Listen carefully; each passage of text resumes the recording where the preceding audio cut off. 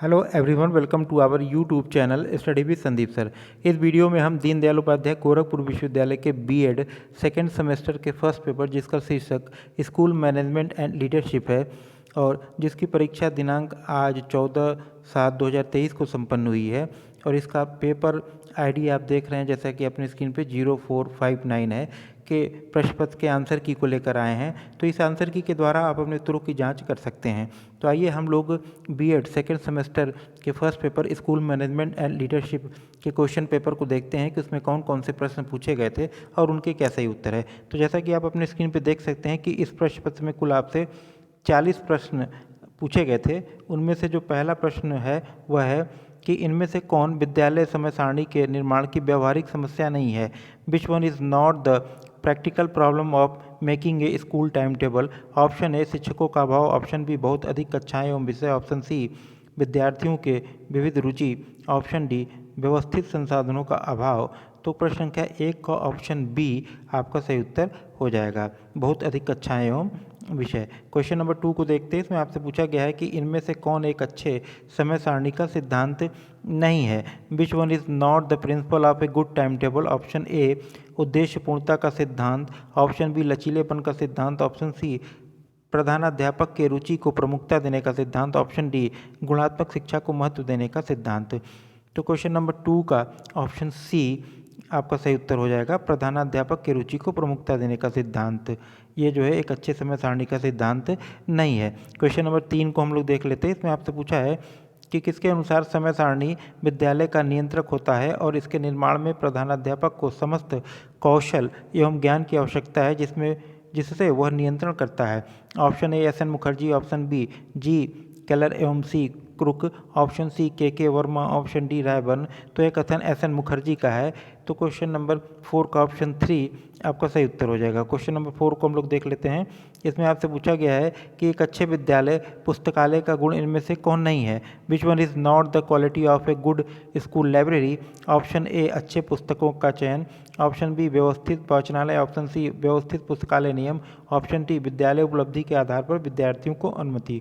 तो question number 4 का option D आपका सही उत्तर हो जाएगा। यही एक अच्छे विद्यालय पुस्तकालय का गुण नहीं है, बाकी तीनों आपके जो ऑप्शन है वो अच्छे विद्यालय पुस्तकालय के गुण हैं। तो क्वेश्चन नंबर 4 का ऑप्शन डी आपका सही उत्तर हो जाएगा।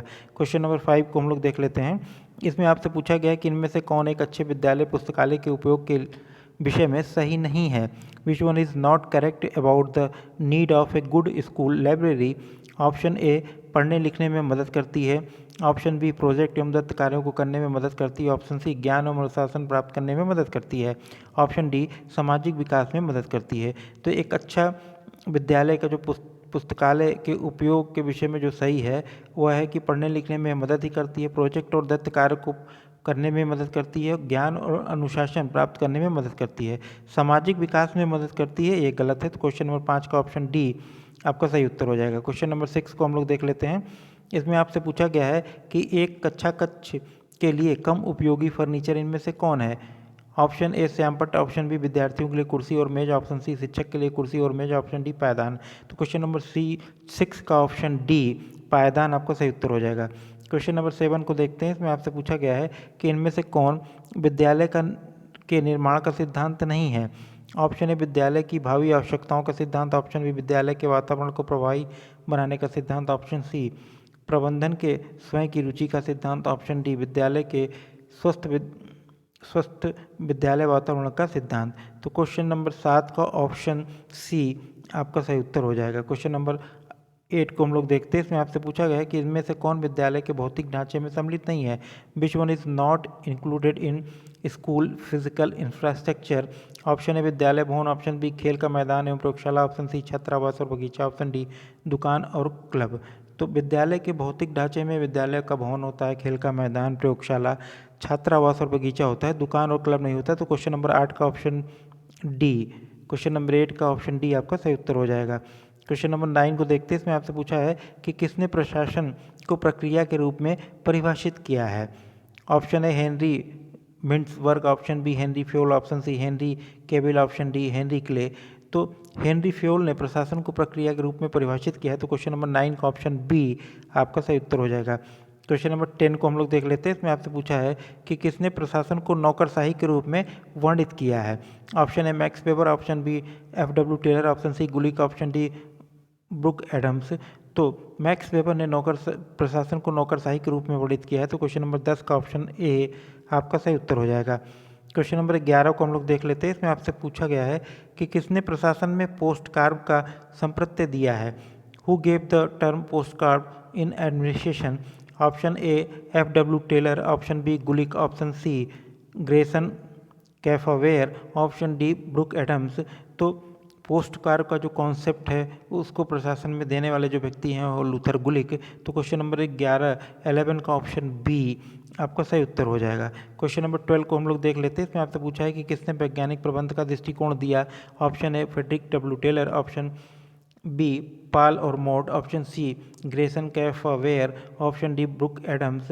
तो वैज्ञानिक प्रबंध का जो दृष्टिकोण देने वाले व्यक्ति हैं वो हैं फ्रेडरिक डब्ल्यू. टेलर। तो क्वेश्चन नंबर 12 का ऑप्शन ए आपका सही उत्तर हो जाएगा। क्वेश्चन नंबर 13 को हम लोग देख लेते हैं। इसमें आपसे पूछा है कि इनमें से क्या विद्यालय में नहीं पाया जाता। ऑप्शन ए राजनीतिक परिस्थिति, ऑप्शन बी हम की भावना, ऑप्शन सी अपनी संस्कृति, ऑप्शन डी निश्चित जनसंख्या। तो क्वेश्चन नंबर 13 का ऑप्शन आपका ए सही उत्तर हो जाएगा। क्वेश्चन नंबर 14 को हम लोग देखते हैं। क्वेश्चन नंबर 14 में आपसे पूछा गया कि इनमें से क्या एक संगठन के रूप में विद्यालय की विशेषता नहीं है। Which one is not the quality of school is an organisation. Option A सामूहिक पहचान, ऑप्शन बी सामूहिक कार्य, ऑप्शन सी समन्वय तंत्र, ऑप्शन डी व्यक्तिगत रुचि प्रबल। तो क्वेश्चन नंबर 14 का ऑप्शन डी आपका सही उत्तर हो जाएगा। क्वेश्चन नंबर 15 को हम लोग देखते हैं। इसमें आपसे पूछा है कि प्रजातांत्रिक विद्यालय प्रबंधन का इनमें से कौन सा गुण नहीं है। Which one is not the quality of democratic school management. Option A समानता का सिद्धांत, ऑप्शन बी स्वतंत्रता का सिद्धांत, ऑप्शन सी न्याय का सिद्धांत, ऑप्शन डी कठोरता का सिद्धांत। तो प्रजातांत्रिक विद्यालय प्रबंधन में समानता का सिद्धांत भी पाया जाता है, स्वतंत्रता का सिद्धांत भी पाया जाता है और न्याय का सिद्धांत भी पाया जाता है, कठोरता का सिद्धांत नहीं पाया जाता। तो क्वेश्चन नंबर 15 का ऑप्शन डी आपका सही उत्तर हो जाएगा। क्वेश्चन नंबर 16 को हम लोग देख लेते हैं। इसमें आपसे पूछा है कि किसने कहा है कि प्रबंधन औपचारिक रूप से संगठित समूहों में अन्य के साथ मिलकर कार्य करने और करवाने की प्रक्रिया है। ऑप्शन ए एच कुंडल, option B L Peterson, option C J L Lundy, option D P F Drucker. तो क्वेश्चन नंबर 16 का ऑप्शन ए आपका सही उत्तर हो जाएगा। क्वेश्चन नंबर 17 को हम लोग देख लेते हैं। इसमें आपसे पूछा है कि किसने practical handbook on school management नामक पुस्तक लिखी है। Option A Crow and Crow, option B Harding, option C W Wilson, option D Tyler. तो क्वेश्चन नंबर 17 का ऑप्शन बी आपका सही उत्तर हो जाएगा। क्वेश्चन नंबर 18 को हम लोग देख लेते हैं। इसमें आप पूछा है कि इनमें से कौन प्रबंधन का मुख्य तत्व नहीं है। ऑप्शन ए नियोजन, option B budgeting, option C reporting, option D मूल्यांकन। तो प्रबंधन के जो तत्व नियोजन, बजटिंग और रिपोर्टिंग होते हैं, मूल्यांकन नहीं होता। तो क्वेश्चन नंबर 18 का ऑप्शन डी आपका सही उत्तर हो जाएगा। क्वेश्चन नंबर 19 को हम लोग देख लेते हैं।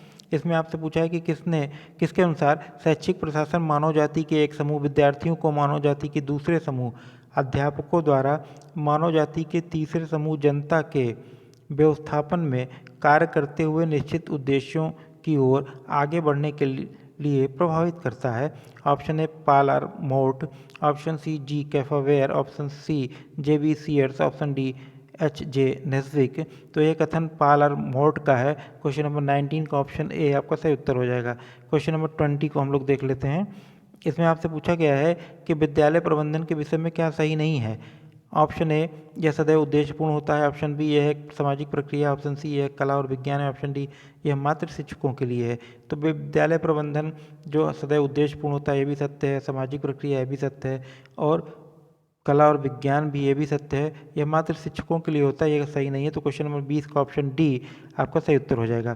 क्वेश्चन नंबर 21 को हम लोग देख लेते हैं। इसमें आपसे पूछा गया है कि इनमें से कौन शिक्षक के व्यक्तित्व संबंधी गुण नहीं है। Which one is not personality traits of a teacher. Option A संप्रेषण कौशल, ऑप्शन बी समन्वयकारी प्रकृति, ऑप्शन सी सहनशीलता, ऑप्शन डी विषय पर पकड़। तो क्वेश्चन 21 का जो सही उत्तर होगा वो होगा ऑप्शन आपका बी।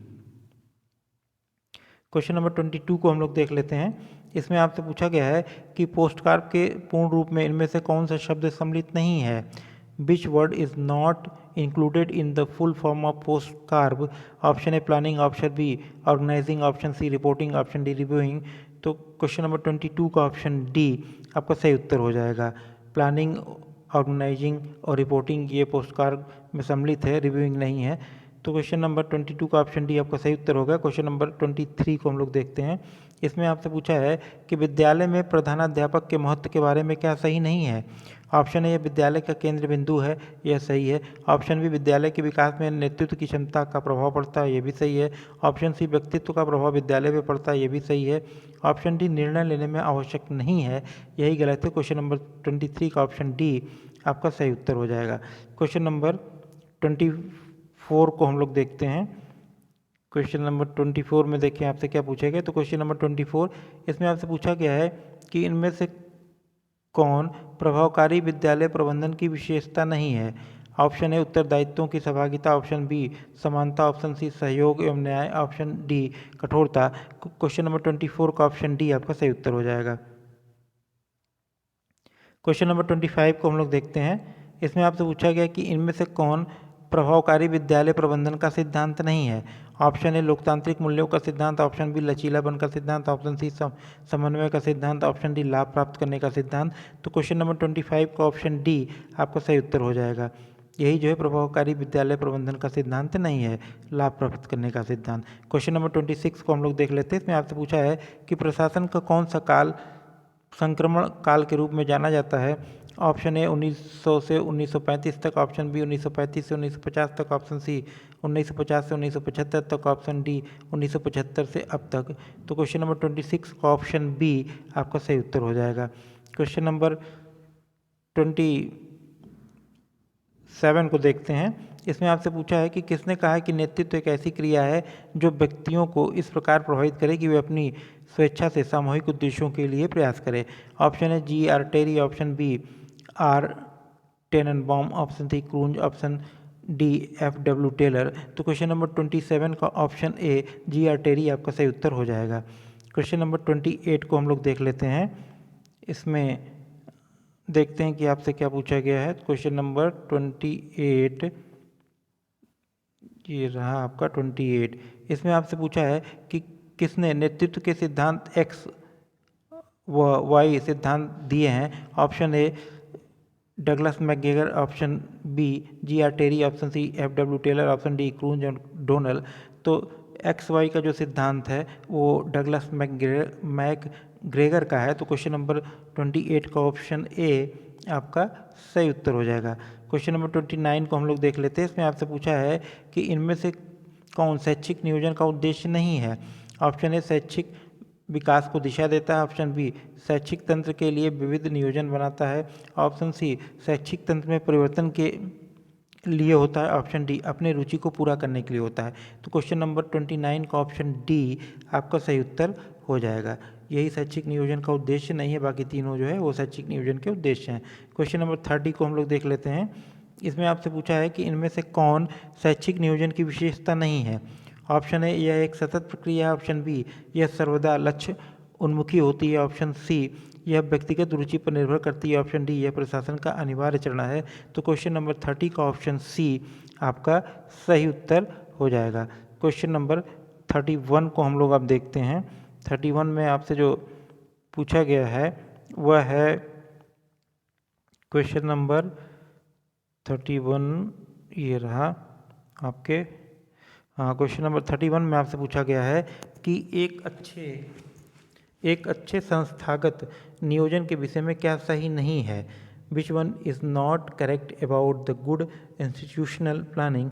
ऑप्शन ए यह विद्यालय की आवश्यकता पर आधारित होता है, ऑप्शन बी यह हितकारी समूह के सुझाव लेता है, ऑप्शन सी यह विद्यालय के संसाधनों के आधार पर किया जाता है, ऑप्शन डी यह प्रधानाचार्य की रुचि के लिए किया जाता है। तो क्वेश्चन नंबर 31 का ऑप्शन डी आपका सही उत्तर हो जाएगा।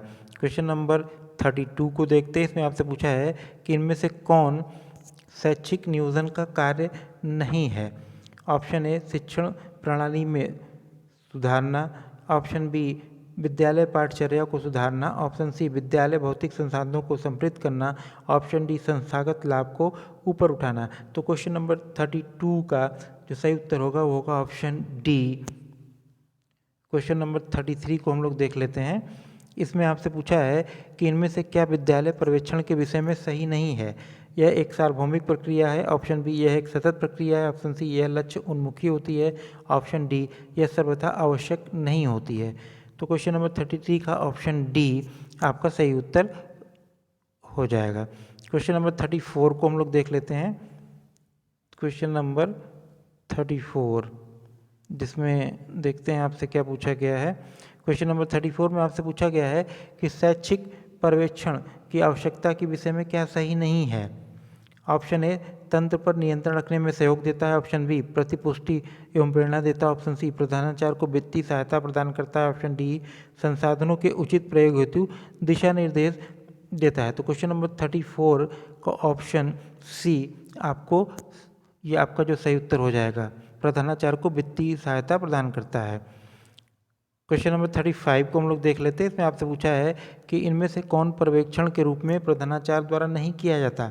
ऑप्शन ए समाज का पर्यवेक्षण, ऑप्शन बी शिक्षकों के कार्य का पर्यवेक्षण, ऑप्शन सी विद्यार्थियों के कार्य का पर्यवेक्षण, ऑप्शन डी पाठ्य सहगामी क्रियाकलापों का पर्यवेक्षण।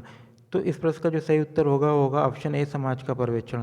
प्रधानाचार्य द्वारा शिक्षकों के कार्य का पर्यवेक्षण किया जाता है, विद्यार्थियों के कार्य का पर्यवेक्षण किया जाता है और पाठ्य सहगामी क्रियाकलापों का पर्यवेक्षण किया जाता है, समाज का पर्यवेक्षण नहीं किया जाता है।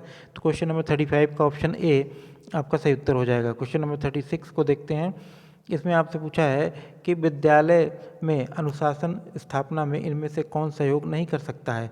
ऑप्शन ए स्वस्थ विद्यालय परंपरा, ऑप्शन बी पुरस्कार, ऑप्शन सी प्रभावी नैतिक शिक्षा, ऑप्शन डी विद्यालय पर राजनैतिक प्रभाव। तो क्वेश्चन नंबर 36 का ऑप्शन डी आपका सही उत्तर हो जाएगा, विद्यालय पर राजनीतिक प्रभाव।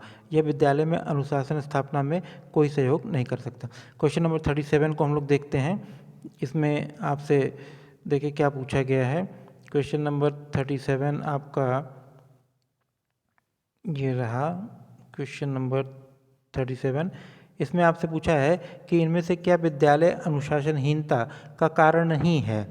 ऑप्शन ए उद्देश्यहीन शिक्षा व्यवस्था, ऑप्शन बी अव्यवस्थित पाठ्यचर्या, ऑप्शन सी कक्ष में अत्यधिक विद्यार्थियों की संख्या, ऑप्शन डी दंड का अभाव। तो क्वेश्चन नंबर 37 का ऑप्शन सी आपका सही उत्तर हो जाएगा, कक्ष में अत्यधिक विद्यार्थियों की संख्या। क्वेश्चन नंबर 38 को हम लोग देख लेते हैं। इसमें आपसे पूछा है कि निम्न में से किस संस्थागत नियोजन नहीं माना जाता है। निम्न में से किसे संस्थागत नियोजन नहीं माना जा सकता है।